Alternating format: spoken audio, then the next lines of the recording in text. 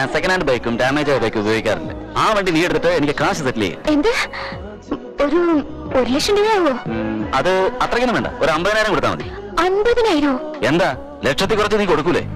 ഞാനൊരു നയ പൈസ പോലും തരില്ല. നിങ്ങൾ മനഃപൂർവ്വം കൂട്ടി പറയാ. എനിക്ക് അറിയുന്നത് കരുതിയോ? ശരി, പോലീസ് സ്റ്റേഷനിൽ പോയിട്ട് നോക്കാം. പോലീസ് സ്റ്റേഷനോ? ഡയറക്റ്റ് കോർട്ടിലേക്ക് പോയാലോ? സർ, എന്താ മോളെ, റെസ്പെക്ട് കൂടി പോയോ? ഈ ആക്സിഡന്റ് കാര്യം വീട്ടിൽ വരുന്ന ആകെ കൊളാവും. അതിന് ഞാൻ എന്ത് ചെയ്യണമെന്ന് പറ. ഈ 50,000 രൂപ ഞാൻ തന്നേക്കാം. പക്ഷേ അത് ഒറ്റയടിക്ക് തരികയെന്ന് വെച്ചാ അത് കുറച്ച് കഷ്ടം. ശരി, ഒരു കാര്യം ചെയ്യ്, ഇപ്പൊ 1,000 താ.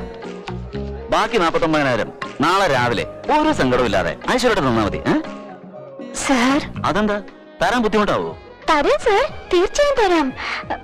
പക്ഷേ ഇതുപോലെ അല്ലാതെ ഇൻസ്റ്റാൾമെന്റില്. എനിക്കറിയാം, ഇതൊക്കെ ഇങ്ങനെ നടക്കുമെന്ന് എനിക്ക് നന്നായിട്ട് അറിയായിരുന്നു. അതുകൊണ്ട്